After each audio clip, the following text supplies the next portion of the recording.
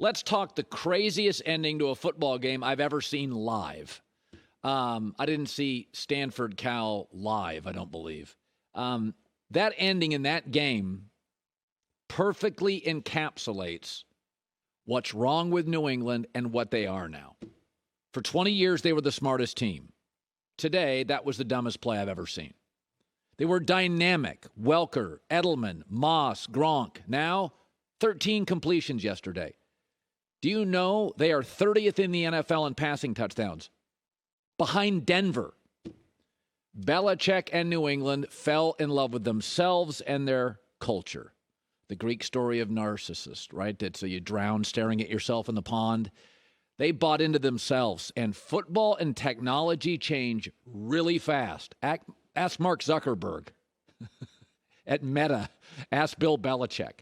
New England's the only team in the NFL without a passing touchdown in the fourth quarter. All season. Brady saw it and got the hell out of there. New England now has family on the staff, defensive coordinators, the offensive coordinator. No big deal. It's just football, right? Man, they write books about this team. Hard to see it coming. Smartest coach, greatest quarterback. But when you fall in love with your own soup, when you think you got it all figured out, the arrogance so palpable, and now they're kind of embarrassing. They can't draft. Their front office has been picked apart, so they don't draft or evaluate well. Their coaching staff has been picked apart. Their special teams used to be a strength, but now, because special teams has to help with offense, it's bleeding a little bit into weaker special teams. I mean, it's incredible. The Jets now in their division have a better defense. The Dolphins now in their division have a much better offense. And the Bills now in division have a better everything. Everything. And to put a bow on it, was it not perfect that ex-Patriot, former Patriot Chandler Jones, why did they ever let him go? It's the culture, right? We don't need an elite pass rusher. We'll just let him go. I don't know. I saw his numbers in Arizona. I saw him yesterday. I think he's pretty valuable. Only 3 skill players for the New England Patriots today have more touchdowns than one of their safeties. They fell in love with themselves.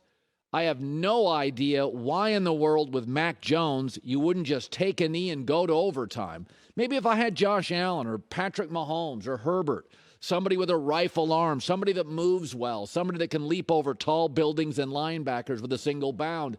But it's Mac Jones. Take a knee. Don't be smarter than the room. Got to get uncomfortable. Got to update. Got to evolve. You watch New England now. What do they do well? The special teams coach is now doing offense, pulling from special teams. The defense now, you got kids on the staff now. 13 completions, no fourth quarter passing touchdowns all year, almost no skill players.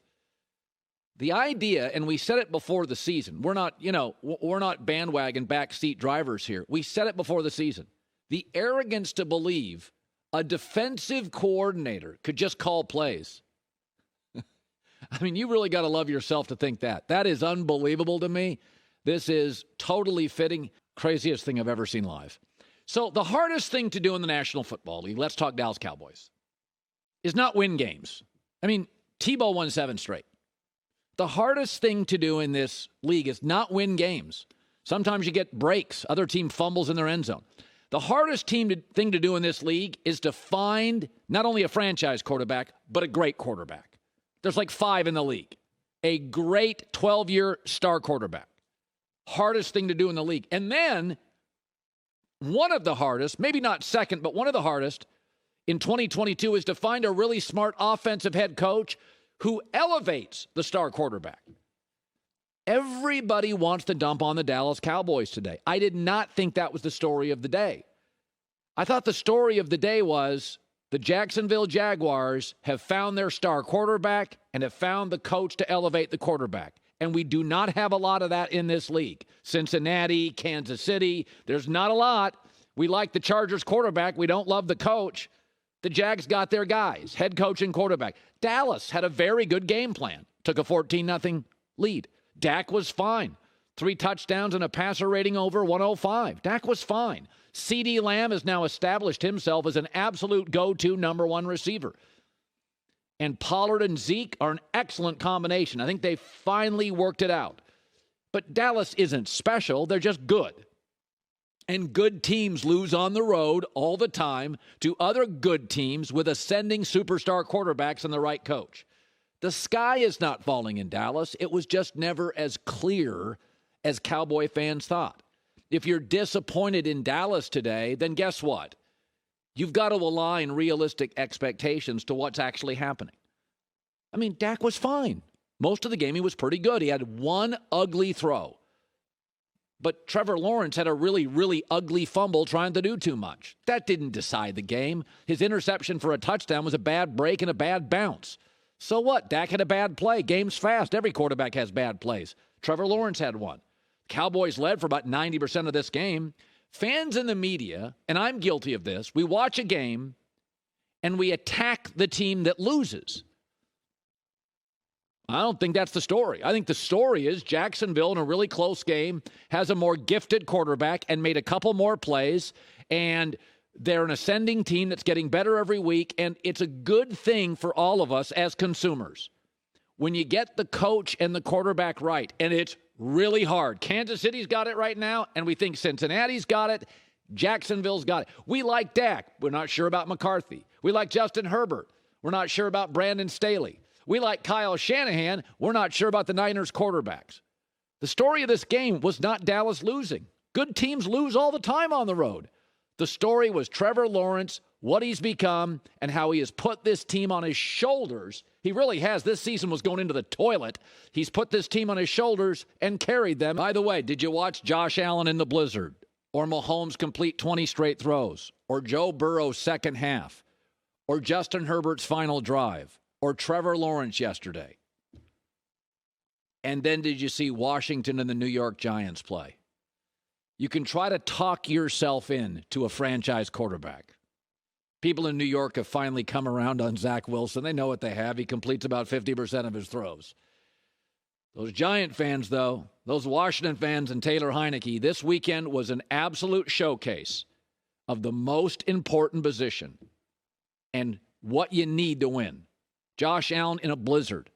Herbert had a bad day, but a great final drive. Burrow, a dreadful first half. Took the game over, outdueled Brady. Mahomes, what was it, 19, 20 straight completions? And Trevor Lawrence. That's what a franchise quarterback looks like. In his second year, team circling the drain, puts it on his shoulders, and his numbers since week 10 are better than even Mahomes. Anytime a team can find its quarterback and its coach, it's great for the league. Since week 9, number 1 in the league in completion, passer rating, touchdown to interception. We have ourselves another star just in a market we don't pay much attention to generally. Hi, everybody. Thanks for watching. Subscribe here to get the latest from the show. Also, be sure to check out more of the best clips from The Herd or go watch a few segments from other shows on FS1.